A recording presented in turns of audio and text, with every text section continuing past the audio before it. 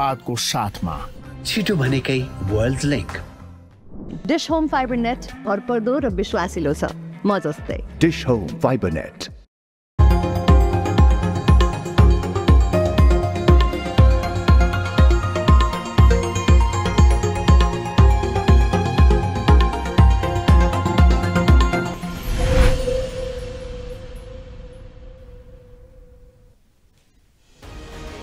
नमस्कार दर्शकवृन्द, स्पेस संवादको आजको श्रृङ्खलामा यहाँहरूलाई हार्दिक स्वागत छ।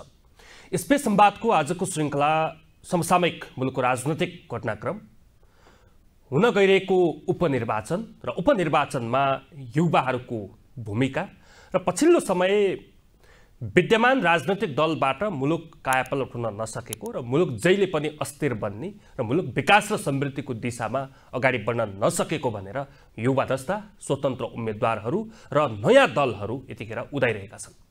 नेपालको राजनैतिक इतिहासलाई हेर्ने हो भने 2047 साल पछिको परिवर्तन 62-63 सम्म आइपुग्दाखेरि र 2072 सालको संविधान बनिसक्दाखेरिको आजसम्मको फेरिफेरीमा पनि राजनीतिमा उथलपुथल भइरहेको छ। 2072 सालमा जब संविधान बन्यो त्यसपछिका 8 वर्ष आज हामीले हेर्दै जाँदा पनि नियम कानुन राम्रोसँग बन्न सकेका छैनन्।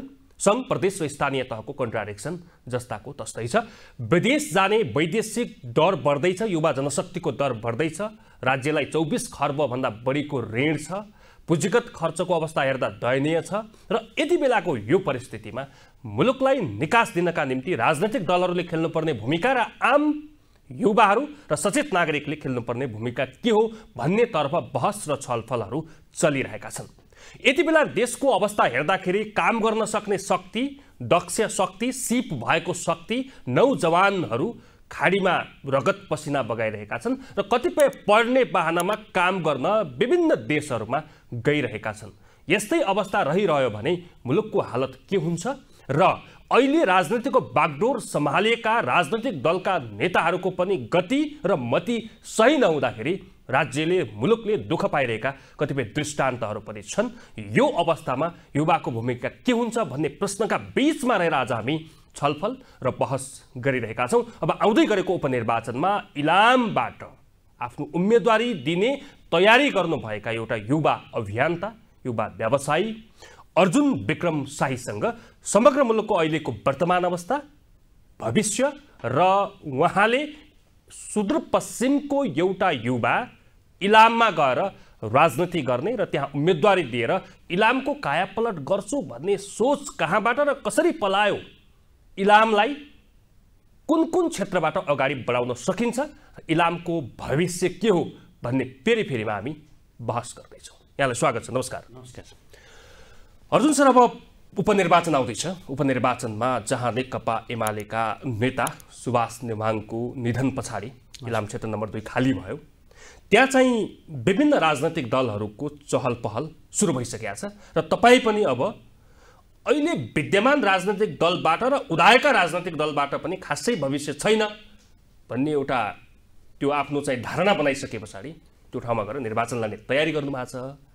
एउटा कुरा कहाँबाट सुरु गरौँ भने तपाईँ सुदूरपश्चिमको जाँदै हुनुहुन्छ पूर्व, त्यहाँ पनि जातीय भेगीय राज्य भएको र भर्खरै मात्र पहिचानको लडाइँबाट आक्रान्त भएको ठाउँमा जाँदै हुनुहुन्छ। इलाममा तपाईँको उम्मेदवारी किन? यताबाट स्टार्ट गरौँ कार्यक्रम। धन्यवाद। मेरो उम्मेदवारी किन भन्दाखेरि स्पष्ट रूपमा मैले भन्नुपर्छ, अहिलेका समकालीन राजनीतिमा भएका जतिसुकै पार्टीहरूले जेसुकै गर्छु भने पनि अहिलेका न्यूनतम आवश्यकताहरूलाई परिपूर्ति गर्ने खण्डमा कुनै पार्टीले गर्न सकेनन्। एउटा प्रमुख कुरा, अहिले जतिसुकै तपाईँको सत्ता गठबन्धनको कुरा होस्, त्यसमा कुर्सीको लुछट तानी मात्रै भइरहेको छ, चाहे त्यो नयाँ हुन् चाहे पुराना हुन्। त्यो पार्टीको त्यो कुर्सीको भागबण्डाको कारणले गर्दाखेरि जुन विद्यमान परिस्थितिमा नेपाली जनताको जुन निराशाको एउटा बादल डगमगाइरहेको छ, त्यो निराशाको बादललाई डगमगाउन नदिन तपाईँ हामी जस्तो युवाहरू उठ्नुपर्छ। देशको समकालीन राजनीतिमा भएका कुनै पनि नेताहरूले उठाउन सकेनन्। तपाईहरुको युवाहरुको मुद्दाहरु कसैले उठाउन सकेनन्, श्रमजीवीका मुद्दाहरु कसैले उठाउन सकेनन्। यहाँ नेपालको तपाईको अहिलेको आर्थिक संकटको पछाडी जुन बादल डगमगाइरहेको छ त्यसको मुख्य पात्र को हुन्? नेपाली राजनीतिका तपाईँको तमाम जुन पात्रहरूले खोज्ने प्रयास गरेन नि त। त्यसो भएको कारणले तपाईँ हामी जस्तो सचेत युवा चाहिँ आउनुपर्छ, नेपाली राजनीतिमा आउनुपर्छ। म पश्चिमको भन्दै गर्दाखेरि म पश्चिममा त्यति पश्चिम पनि होइन। अब तपाईँको एज एक्जाम्पलको रूपमा भन्नुपर्छ, अहिलेको आदरणीय पुष्पकमल दाहाल प्रधानमन्त्रीज्यू कहिले रोल्पाबाट लड्नुहुन्छ, कहिले चितवनबाट लड्नुहुन्छ, कहिले गोर्खाबाट लड्नुहुन्छ। त्यो एउटा नेपालभित्र बसेका कुनै पनि नागरिकले पूर्व पश्चिम उत्तर दक्षिणमा गएर राजनीति गर्न पाउने अधिकार छ। त्यसले संविधानमा सुनिश्चित गरेका अधिकारहरू प्रत्याभूत गर्ने गर्न पाउने जुन क्राइटेरिया छ त्यही भित्र मैले एउटा इलाममा गएको। अर्को कुरा भन्दै गर्दाखेरि अब भारतीय मूलको प्रधानमन्त्री बेलायतमा गएर हुन सक्ने, पाकिस्तानी मूलको मान्छे गएर न्युजिल्यान्डमा तपाईँको वेशभूषै मिल्दैन नि, उहाँहरूको त वेशभूषा मिल्दैन, चलन मिल्दैन, एउटा भाषा पनि मिल्दैन।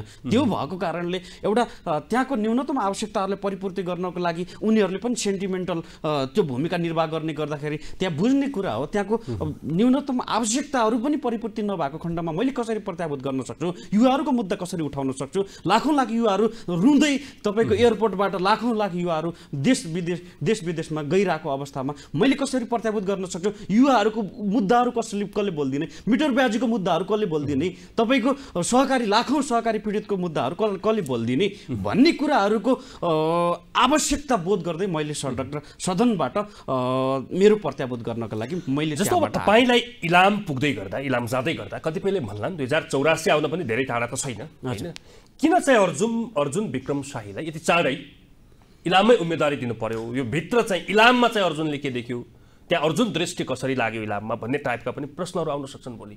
हजुर, चिर्न सक्नुहुन्छ यी प्रश्नहरूलाई? म सम्भवतः म युवा भएको कारणले मैले अथाह सम्भावना देख्ने हो। मैले नेगेटिभभित्र पनि पोजिटिभिटी खोज्ने हो होइन। तपाईँको नेपालीहरूमा जुन लामो समयदेखि जुन निराशाको बादल डगमगाइरहेको छ, तपाईँको त्यसलाई सकारात्मक ल्याउनलाई एउटा युवा भए पनि त पुग्ने रहेछ नि त। इक्जाम्पल हेरिसक्नु भएको छ कुनै नेपाली संसदीय राजनीतिमा भएका एकजना युवाले गर्दाखेरि एउटा पोजिटिभ माहौल क्रिएट गराउन सक्ने अवस्था छ। त्यसो भएको कारणले मेरो उम्मेदवारी किन भन्ने कुराहरू त्यहाँको न्यूनतम आवश्यकताहरूलाई परिपूर्ति गर्नको लागि, युवाहरूको मुद्दा उठाउनको लागि, त्यहाँको डिजिटल इलामको कुराहरू होस्, त्यहाँको कृषिजन्य उत्पादनलाई तपाईँको चोर बाटोबाट इन्डिया गएको छ, चोर बाटोबाट मारवाडीहरूले बाहिर लगिरहेको छन्, त्यसलाई त्यहाँको ट्रेडमार्क लागू गराएर त्यहाँको अन्तर्राष्ट्रिय बजारमा पुर्याउने सवालमा मेरो अत्याधिक भूमिका रहन्छ। त्यसमा मैले खेल्नुपर्ने रोल मैले आवश्यक तरिकाबाट मैले खेल्छु भन्ने कुरा। तपाईँ इलाम जानु भएको छैन? गएको छु, घुम्नु भएको छैन? घुमेको छु। इलाम त धेरै सम्भावनाको खानी हो, चियाका बगानहरूदेखि लिएर सबैभन्दा पहिला सूर्योदय हुने अन्तु डाँडादेखि लिएर हजुर होइन, पर्यटनले चाहिँ भरिपूर्ण ठाउँमा तपाईँको इन्ट्रीले हिजो के हुन सकिरहेको थिएन र तपाईँ गइसके पछाडि तपाईँले देखेको, तपाईँले भोगेको इलाम कस्तो रहेछ? इलाम नेपालको अरू जिल्लाभन्दा समृद्धिमा एउटा फड्को मारेको जिल्ला हो, आफै फड्को मारेको जिल्ला हो।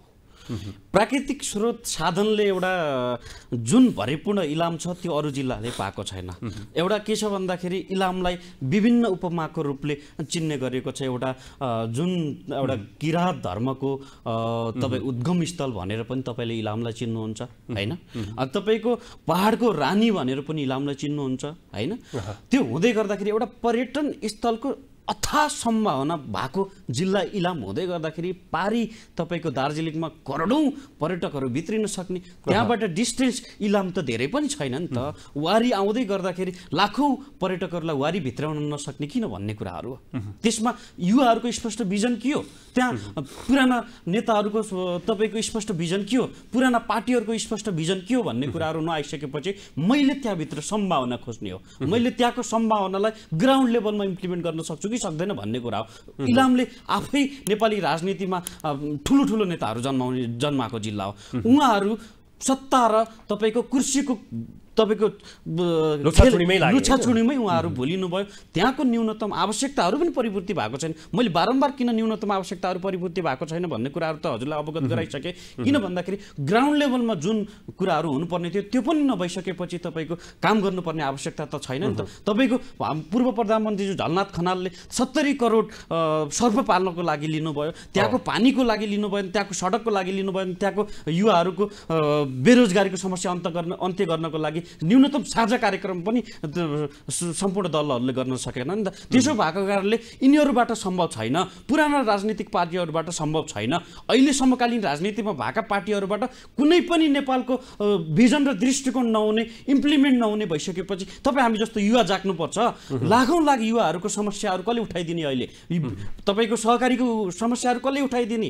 त्यहाँको न्यूनतम आवश्यकताहरू, तपाईँको अर्थोडक्स चियालाई विश्व बजारमा तपाईँको जबरजस्त तरिकाले हस्तक्षेप गर्न सकिने एउटा जुन चियामा क्वालिटी छ त्यो कसैले पनि उठाएन नि त। तपाईँको सत्ताको लुछाड चुडीमै तपाईँको काठमाडौँमा रुमलिनु भयो उहाँहरूको नेताहरू। इलामका किसानले चियाको मूल्य पाएका छैन, कुनै पनि हालतमा पाउने कुराहरू छैन, बजारीकरण पनि छैन। अहिले भएका समकालीन राजनीतिका दलहरूले जुन इलामको चिया बगरलाई जुन तपाईँको त्यो उसमा रूपान्तरण गर्ने, तपाईँको त्यो एउटा गिरिबन्धु टी स्टेटदेखि लगेर तपाईँको थुप्रै काण्डमा मुछिसकेपछि त्यहाँको न्यूनतम आवश्यकताहरूलाई परिपूर्ति गर्नको लागि कुनै पनि राजनीतिक दलले काम नगरिसकेको खण्डमा मैले गर्न सक्छु। त्यहाँको इलामलाई अन्तर्राष्ट्रिय बजारमा पुर्याउने कुरामा होस्, त्यहाँको इलामको चियालाई, अर्थोडक्स चियालाई मेरै ट्रेडमार्क, हाम्रै ट्रेडमार्क तपाईँहरूको स्थानीय बजारमा तपाईँ उत्पादन गर्नुहोस्, मैले सहजीकरण भूमिका गरेर विश्व बजारमा मैले पुर्याउँछु तपाईँहरूको भनेर मैले इलामी जनतालाई कन्भिन्स गर्ने हो। त्यहाँको जनता कन्भिन्स हुनुहुन्छ।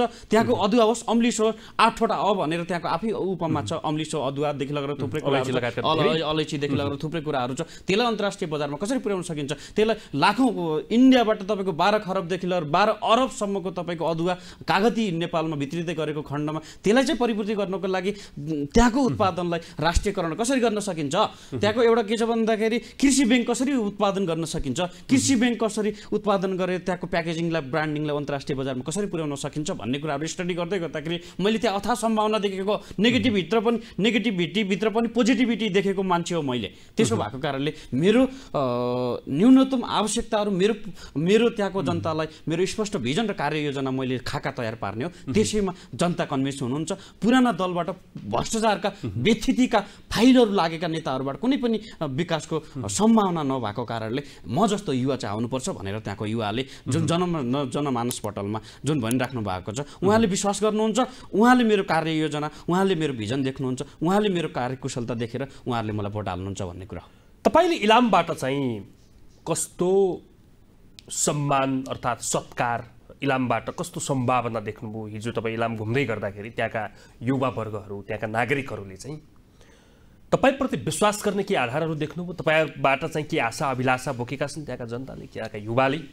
तपाईँले कस्तो खालको भिजन छर्नुभयो त्यो ठाउँमा? नेपालको समग्र तपाईँको जुन परिस्थिति छ, नेपालको जतिसुकै समस्याहरू छ, तपाईँको 90% आसपासमा थुप्रै जिल्लाहरू, सबै जिल्लाहरूसँग मिल्छ। 10% मात्रै फरक हो तपाईँको यो हाम्रो इलामको विषयवस्तु। त्यहाँको पोजिटिभिटी कसरी निकाल्ने हो, त्यहाँको तपाईँको ग्राउन्ड लेभलमा इम्प्लिमेन्ट कसरी गर्ने हो भन्ने विषयवस्तुमा मेरो स्पष्ट खाका र योजना उहाँहरूलाई, जनतालाई, त्यहाँको जनतालाई मैले प्रस्तुत गरेँ। त्यहाँको युवा होस्, त्यहाँको तपाईँको दिदीबहिनी दाजुभाइ होस्, त्यहाँको शिक्षक होस्, त्यहाँको व्यवसायी होस्, थुप्रै किसिमका व्यक्तिहरूसँग मैले समन्वय र सहकार्य गर्दाखेरि तपाईँ जतिको युवा आउनुपर्छ। हामीले कुनै पनि पुराना राजनीति पार्टीबाट हामीले तपाईँको आशा मारिसक्यौँ। त्यो भएको खण्डमा तपाईँ जतिको युवा आउनुपर्छ, देश पर्छ। नयाँ राजनीतिक दलले पनि कुनै पनि काम गर्न सकेनन्। उहाँहरू पनि आफै यति छोटो समयमा तपाईँको यति धेरै विघ्न तपाईँको विवादमा आउनु त्यति उचित समस्या होइन। त्यसो भएको कारणले तपाईँले गर्न सक्नुहुन्छ भन्ने भएको कारणले त्यहाँको जनताले पत्याउनु भयो, त्यहाँको जनताले विश्वास गर्नुभयो। त्यसैको आधारमा मैले इलाम जान खोजेको। अब त्यो इलामको कुरा गर्दाखेरि त्यहाँ बगानहरू छन्, चियाको बगान। अघि पनि हामीले कति कुरा गऱ्यौँ, बगानलाई मासेर बरु घडेरीमा रूपान्तरण गर्ने खालका तत्त्वहरू पनि त्यहाँ सक्रिय छन्। होइन, गिरिबन्धु टी स्टेट लगायतका त्यस्ता धेरै स्टेटहरू छन् जहाँ चाहिँ बगान मास्ने काम भइरहेको छ। त्यो कारणले फेरि इलामको एउटा त्यसको ब्युटी छ, होइन, त्यो ब्युटी चाहिँ कालान्तरमा समाप्त हुँदै जाने हो कि भन्ने एउटा अर्को चिन्ता छ। नजिक दार्जिलिङ छ, वारी इलाम छ, त्यसको डिस्टेन्स नजिक छ, पर्यटनले सँगसँगै कनेक्टिभिटी गर्न सक्ने धेरै आधारहरू छ, तर पनि त्यो गर्न सकिएको छैन। अब आज चाहिँ सबैभन्दा महँगो चिया होइन, राम्रो अर्थोडक्स हामीले उत्पादन गर्न सक्छौँ त्यो चिया, त्यही चिया टिप्ने नागरिकहरू चाहिँ आत्महत्या गर्दैछन्, ह्याङ्गिङ गरेर मरिरहेका उदाहरणहरू त हामीले गत साल पनि देख्यौँ। चिया बगानमै चिया टिप्नेहरूको ह्याङ्गिङ देख्यौँ, त्यसभन्दा अगाडि पनि हेरिरहेछौँ। यो किन भइरहेको छ? आम मानिसहरू किन चाहिँ मृत्युलाई रोजिरहेका छन्? त्यति राम्रो सुन फल्ने माटोमा जन्मेका नागरिकहरू पनि, त्यहाँका मजदुरहरू पनि। यहाँलाई मैले अवगत गराएँ, मैले नेगेटिभिटीभित्र पनि पोजिटिभिटी देख्ने हो। मैले इलामलाई सिङ्गापुर बनाउँछु भनेर भनेको छैन। मैले इलामलाई इलाम नै बनाउने भनेको छु।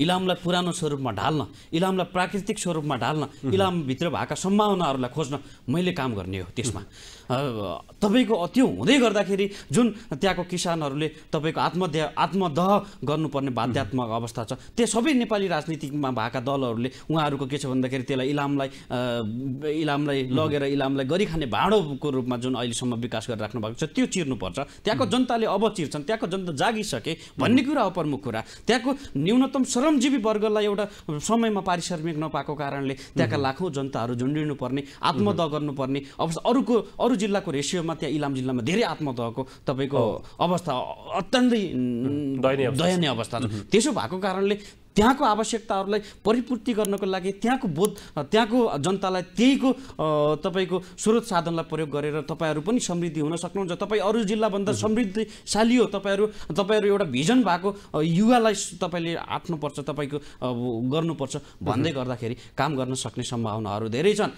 अनि तपाईँको अर्को कुरा, नेपाली राजनीतिमा भएका सम्पूर्ण दलहरूले तपाईँको इलामलाई तपाईँको जुन एउटा त्यसलाई परिमार्जित गरेर त्यसलाई एउटा के छ भन्दा हाउजिङ सिस्टममा एउटा घडेरी सिस्टममा जुन ढाल्ने कोसिस गर्नुभयो, त्यो उहाँहरू आफै बिचौलियामा रुमली राख्नुभएको छ। पुराना पार्टीहरूले काम गर्न नसकेको खण्डमा होइन, नयाँ युवाले के गर्न सक्छ, नयाँ युवाले के सम्भावना देख्छ, त्यहाँको कानुन निर्माणमा त्यहाँको युवाले के सम्भावना देख्छ भन्ने कुरा हो प्रमुख कुरा। यसभन्दा अगाडि पनि त्यहाँ धेरै राजनीतिक दलले जितेर गएका छन् होइन। सुभाष चन्द्र नेमाङको कुरा गरिन्छ, जुन चाहिँ नेपालको संसदीय इतिहासमा राम्रो सभामुखको रोल प्ले गरेको भनेर पनि उहाँको नाम आउँछ। र उहाँले राज्यका लागि कति गर्नुभयो भन्ने कुरा एउटा पाटो होला, र इलामी जनताका लागि र त्यो क्षेत्रका जनताका लागि के गर्नुभयो, त्यसभन्दा अगाडि चाहिँ पूर्व प्रधानमन्त्री समेत भइसक्नुभएका झलनाथ खनालहरू पनि त्यसै माटोमा हुर्किनुभयो। त्यहाँकै जनतालाई विभिन्न आश्वासन बाँडेर चाहिँ उहाँले पनि भनौँ न यो राजकीय पदहरू लिनुभयो। तपाईँले त्यहाँका जनतालाई सोद्धाखेरि हिजोको राजनीतिक दृश्य र हिजोका नेताहरूले चाहिँ देखाएको सपना र आजसम्म त्यहाँ भएको डेभलपमेन्टलाई चाहिँ कसरी हेर्न सकिन्छ? मूलत तपाईँको किराँतवासी भन्दा पनि मूलवासीहरू नेपाली राजनीतिमा पहिलेदेखि नै उहाँहरूको सभ्यता छुट्टै छ, उहाँहरूको संस्कृति छुट्टै छ, उहाँहरूको पहिचान छुट्टै छ। त्यो उहाँहरूको पहिचानलाई इलामलाई पुराना राजनीतिक दलले चाहे काङ्ग्रेस होस् चाहे एमाले तपाईँको प्रयोगशालाको रूपमा रूपान्तरण गर्यो इलामलाई होइन।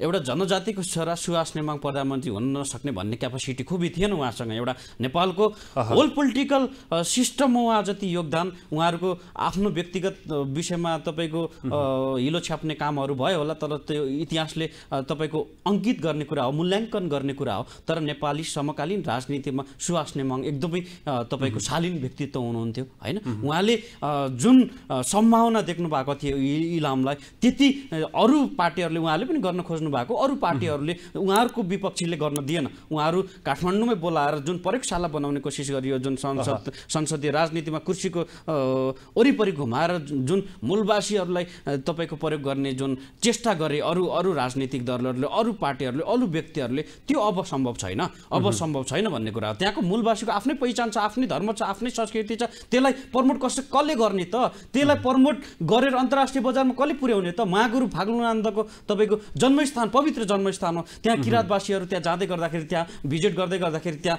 तपाईँको अवलोकन गर्दै गर्दाखेरि, त्यहाँ दर्शन गर्दै गर्दाखेरि मुक्तिको बाटो पाउने भनेर जुन विश्वास गरिएको छ, त्यो किराँतवासीहरूले जुन मुक्तिको बाटो पाउने भनेर जुन विश्वास गर्नुभएको छ, त्यसलाई प्रमोट कसरी गर्ने त? त्यहाँको सभ्यता र पहिचानलाई कसरी जगेर्ना गर्ने त भन्ने कुराहरूमा अरू राजनीतिक दलहरूले त्यति चासो गम्भीरताका साथ नलिएको अवस्था आयो नि त।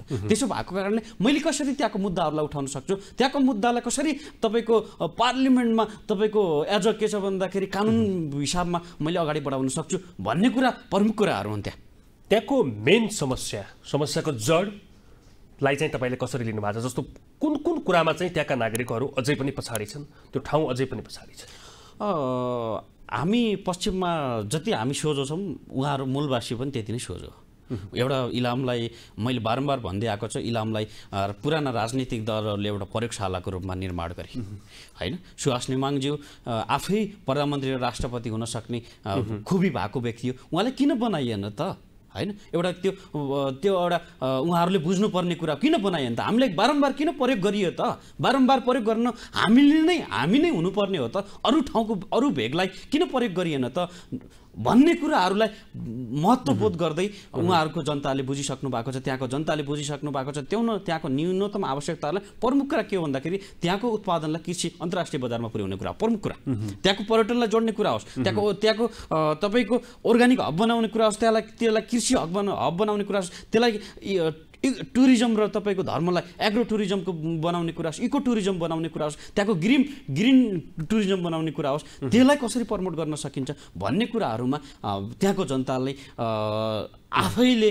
त्यो एउटा अरू नेताहरूले गर्न सकेनन् भनेर जुन हिंताबोध गरिराख्नु भएको छ त्यसलाई मैले परिपूर्ति गर्ने हो, चाहे त्यो डिजिटल इलाम बनाउने कुरा होस्। मैले अघि नै अवगत गराइसकेँ, बुदा 1 बुदा 2 बुदा 3 गरेर मैले यो योजना र कार्ययोजना मैले काम गर्न सक्छु भन्ने कुराहरू पुराना राजनीतिक दलहरूले काम गर्न नसकेको खण्डमा मैले कसरी परिपूर्ति गर्न सक्छु त, म त एउटा नर्मल स्वतन्त्र सांसदले के गर्न सक्नुहुन्छ भनेर भन्नु होला। मैले यदि पुराना पार्टीहरूले हस्तक्षेप गरे, पुराना पार्टीहरूले मलाई हस्तक्षेप गरे, पुराना पार्टीहरूले काम गर्ने सम्भावना रहेन, पुराना पार्टीहरूले मलाई गर्न दिएनन् भने मैले सडक र तपाईँको सदनको सहारा लिन्छु। यदि सडक र सदनको सहारा लिँदा पनि काम भएन, त्यहाँको आवश्यकताहरूलाई मैले बोध गर्न सकिनँ, त्यहाँ अभिभावकको भूमिका निर्वाह गर्न सकिनँ भने मैले त्यहाँको जनतालाई साँचे राखेर म राजीनामा दिन्छु, त्यसमा बसिराख्नुको मैले औचित्य देख्दिनँ। जातीय र भेगीय राजनीति बढी हुने ठाउँ जहाँ चाहिँ हामीले मूलवासीहरू भन्दैछौँ, किराँत सभ्यताका नागरिकहरूको कुरा गर्दैछौँ, लिम्बुवानहरूदेखि लिएर धेरै नागरिकहरूको त्यहाँ सम्मिश्रण छ त्यहाँ होइन, इलाममा चाहिँ इलामका बसोबासीहरूमा।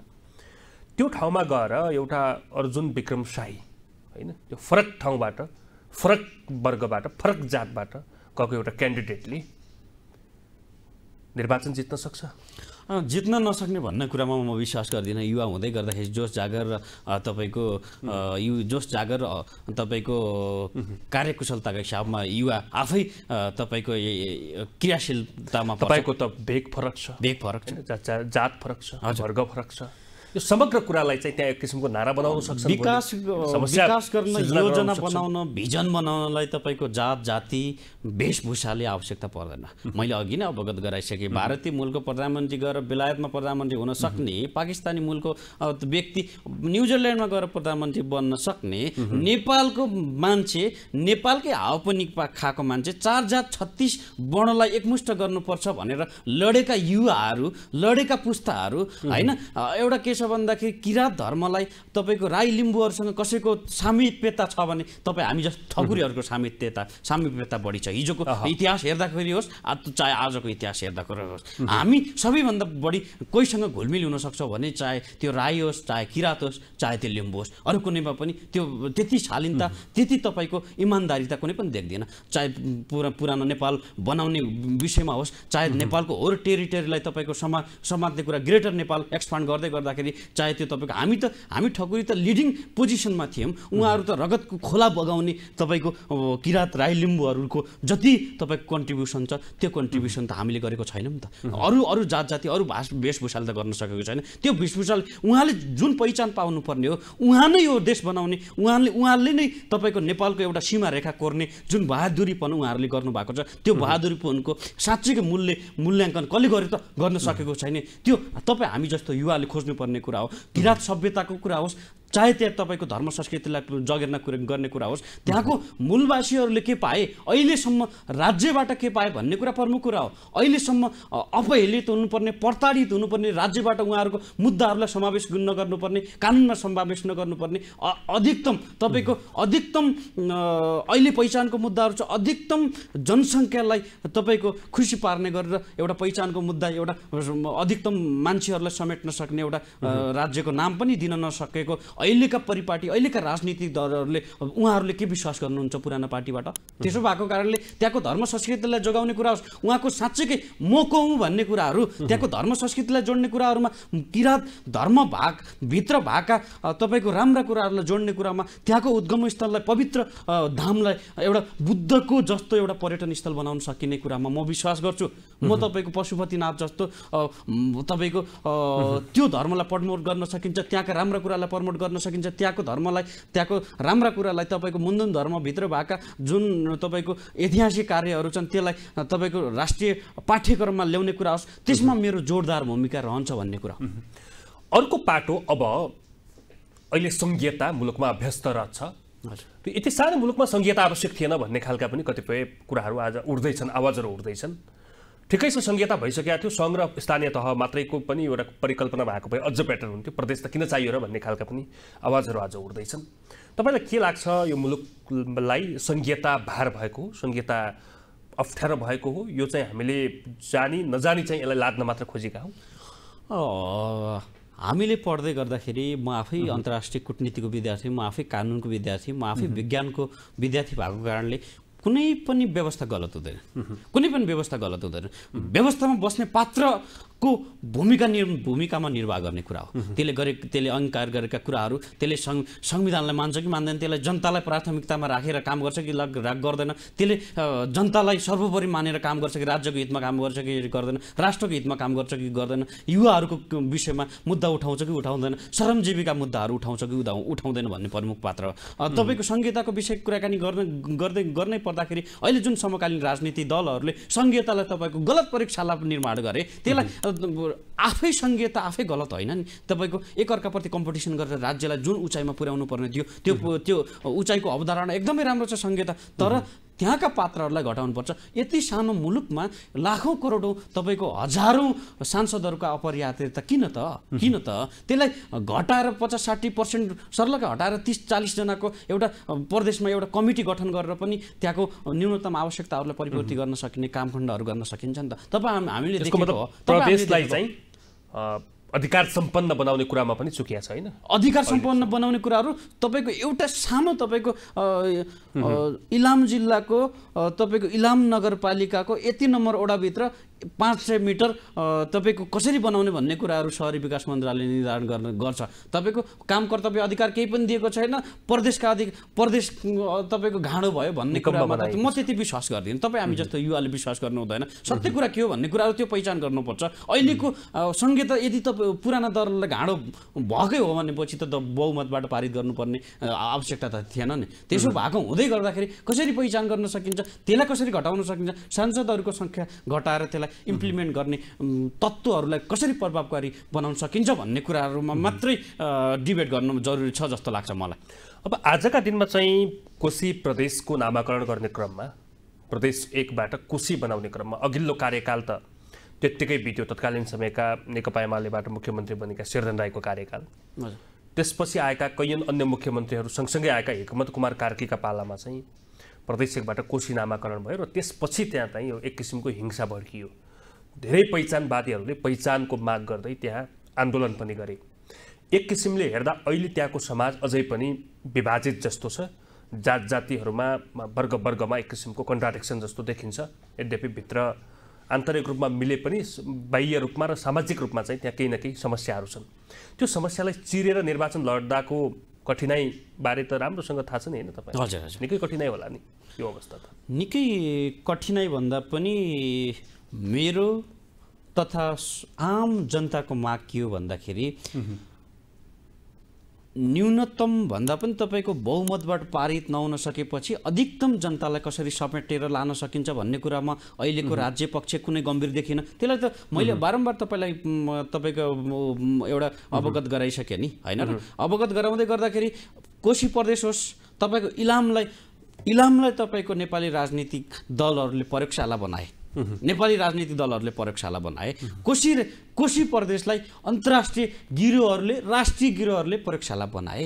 यहाँबाट परीक्षण गर्ने कुराहरू कसरी अर्को ठाउँमा इम्प्लिमेन्ट गर्न सकिन्छ, त्यहाँबाट हुने इम्प्याक्टहरू, त्यहाँबाट हुने रिजल्टहरू कसरी अर्को ठाउँमा इम्प्लिमेन्ट गर्न सकिन्छ, त्यसलाई बदनाम कसरी गर्न सकिन्छ भन्ने कुराहरूमा राष्ट्रिय तथा अन्तर्राष्ट्रिय जुन तत्त्वहरू लागिरहेको छ, त्यसमा नेपालका राजनीतिक दलहरूका प्रमुख नेताहरू जुन त्यो एउटा गोटी भएर काम गरिराख्नु भएको छ, एकदम यो फगत एउटा झुट्टो मात्रै हो, गलत एउटा के छ भन्दाखेरि साबित हुने। जनताको आकांक्षा विपरीत चाहिँ नामाकरण गरियो भनेर जुन पहिचानको आन्दोलन भयो, कैयन मान्छेले ज्यान गुमाए, घाइते पनि भए, यो कुरामा चाहिँ तपाईँको के छ आफ्नो मत चाहिँ? नेपाली राजनीतिक दलहरूले दाजुभाइमा लडाउने कुरा मात्रै हो, डिभाइड एन्ड रुलको कुरा मात्रै हो। मैले त्यतिमा विश्वास गर्छु राजनीतिक दलहरूले एक अर्कालाई दाजुभाइलाई फुटाएर त्यसको फाइदा कसरी लिन सकिन्छ भन्ने कुरामा नेपालका राजनीतिक दलहरूले अहिलेसम्म गर्दै आएको कुरा पनि यही हो। भोलि पनि यही गर्छन्, पर्सि पनि यही गर्छन्। यो विषयमा तपाईँ हामी जोकिनु हुँदैन। नेपालका जतिसुकै राजनीतिक दलहरूले छन्, नेपालका जतिसुकै राजनीतिक दलहरूले अहिले गरिरहेको छन्, त्यो एउटा प्रयोगशाला मात्रै हो। उनीहरू बाहिरका गोटीहरू हुन्। मैले तपाईँको तपाईँको भित्र अहिले नेपाली संसदीय राजनीतिमा भएका सम्पूर्ण राजनीतिक दलका नेताहरूसँग मेरो व्यक्तिगत सम्बन्ध छ।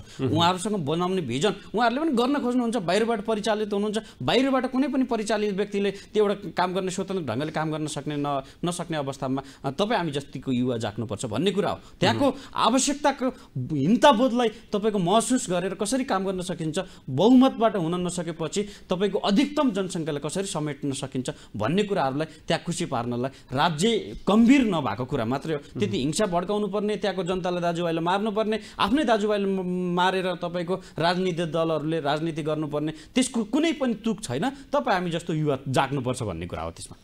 अब निर्वाचन यति बेला निकै भड्किलो छ, खर्चिलो छ होइन? त्यत्तिकै पनि अहिले त निकै ठुलो पैसाको चलखेल पनि हुन्छ। निर्वाचनलाई यति महँगो बनाए नेपालका राजनीतिक दलले, करोडौँ करोड खर्च गर्ने, फेरि राज्य सत्तामा आइसकेपछि त्यही करोड असुल्नका निम्ति चाहिँ हानथाप हुने खालको एउटा प्रवृत्ति छ।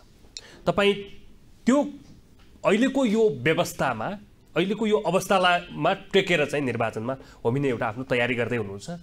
यति धेरै खर्च चाहिँ कहाँ आउँछ? म एउटा नर्मल मध्यम वर्गको नेपाली हो।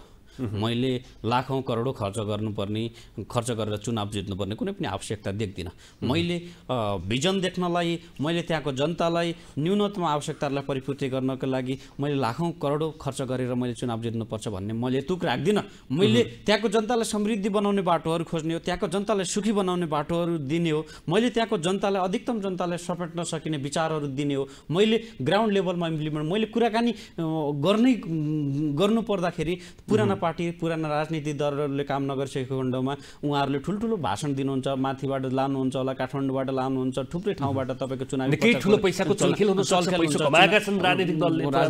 पैसा कमाएको छ, त्यो कहाँबाट आउँछ भन्दाखेरि तपाईँको देशी विदेशीहरूको एजेन्टबाट आउँछ। तपाईँको चन्दा उठाउने कुराहरू हुन्छन्। उनीहरू लाखौँ करोडौँ अरबौँको भ्रष्टाचारमा जुन सुर्लोमा डुबेर काम गरिराख्नु भयो, त्यही पैसा इम्प्लिमेन्ट गर्ने त हो नि। यदि भ्रष्टाचारीलाई त्यहाँको जनताले जिताउनु भयो भने त भोलि त्यहाँको त्यो त आफै पैसा उठाउनु खोज्छ नि त, आफ्नो लगानी भएको पैसा उठाउन खोज्छ। त्यसो भएको कारणले मैले त्यहाँको जनतालाई भिजन दिने हो, मैले त्यहाँको जनतालाई तपाईँको स्पष्ट कार्ययोजना दिने हो। तपाईँको कृषि उत्पादनलाई, त्यहाँको पर्यटनलाई जोड्नको लागि मैले अन्तर्राष्ट्रिय बजारमा तपाईँको हलिउड होस् चाहे बलिउड होस् चाहे नेपालको चलचित्र विकास बोर्डसँग समन्वय गरेर त्यहाँको अन्तर्राष्ट्रिय सम्मेलन लगानी सम्मेलनको केन्द्र बनाउने कुरा होस्, चाहे त्यो तपाईँको त्यहाँ छायाङ्कन गर्ने, फिल्म छायाङ्कन गर्ने कुरा होस्, त्यसमा मेरो स्पष्ट समृद्धिका खाकाहरू छन्। मैले त्यहाँ टुरिज्मलाई त्यहाँको नेपालमा मात्रै नभएर अन्तर्राष्ट्रिय बजारमा इलामको आफ्नै महत्त्व छ भनेर मैले चिनाउन सक्ने अभियान लिन सक्छु। मैले तपाईँको त्यहाँको कार्य कुशलताका हिसाबमा गोष्ठी सेमिनारहरू मैले एटेन्ड गर्न सक्छु। त्यसो हुँदै गर्दाखेरि इलामलाई कसरी परिचित गर्न सकिन्छ भन्ने कुराहरूमा मेरो फोकस फुल्ली ध्यान आकर्षण रहन्छ। इलाम क्षेत्र नम्बर 2 का जनतालाई मैले सुखी र समृद्धिको बाटोमा लानलाई मैले त्यहाँको कसरी गर्न सकिन्छ। अहिलेको त्यहाँको इलामको चियाहरू, अर्थोडक्स चियाहरू एउटा व्यापारीले मारवाडीलाई लिन्छ, मारवाडीले कसैले तपाईँको आफ्नो ब्रान्डिङमा अर्कोलाई बेच्छ। एउटा नेपालको तपाईँको परिपाटी के छ भन्दाखेरि हामी 1500 को राम्रो चामल बेच्छौँ, 3000 को चिउरा बेच्छौँ। हामीले कच्चा पदार्थ मात्रै बेच्ने होइन, अब हामीले ब्रान्डिङ गरेर अन्तर्राष्ट्रिय बजारमा पुर्याउन सक्छौँ है।